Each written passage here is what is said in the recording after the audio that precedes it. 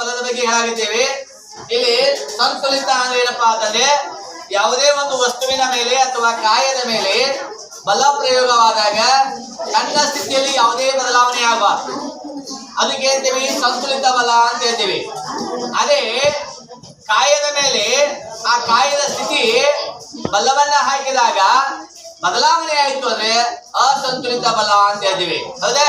ಈಗ ನಾನಿಲ್ಲಿ centre point ಮಾಡೀನಿ, ಇಲ್ಲೊಂದು ಗೆರೆ ಇದೆ. ಈ ಲಾಕ್ ಈ ಕಡೆ ಹೋಯ್ತಪ್ಪ ಅಂದ್ರೆ ಅಸಂತುಲಿತ ಬಲ, ಈ ಕಡೆ ಹೋದ್ರು ಅಸಂತುಲಿತ ಬಲ.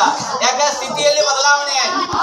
ಈಗ ಮಧ್ಯದಲ್ಲಿ ಇತ್ತು ಅಂದ್ರೆ ಇವ್ರ ಬಲನೂ ಸೇಮ್ ಅದೇ, ಇವ್ರ ಬಲನೂ ಸೇಮ್ ಅದೇ, ಅದಕ್ಕೆ ಸಂತುಲಿತ ಬಲ ಅಂತ ಹೇಳ್ತೀವಿ. ಈಗ ಇದ್ರ ಮ್ಯಾಗ ನೀವು ವಿಶ್ವಾಸ ಇರಬಾರ್ದು. ಯಾಕೆ? ಇಲ್ಲಿ ಹರಿತಪ್ಪ ಹೋಗಿ ಬೀಳ್ತೀವಿ.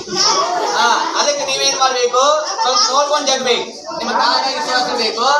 ಹೀಗಾಗಿ ನಾನು 1 2 3 ಅಂತೀನಿ, ಪಡಕ್ಕನೆ ಜಗ್ಬೇಕು, ಇರಬೇಕು. ಇಲ್ಲಿ ನೀವು ರೈಟ್ ಈಕ್ವಲ್ ಅದೇ.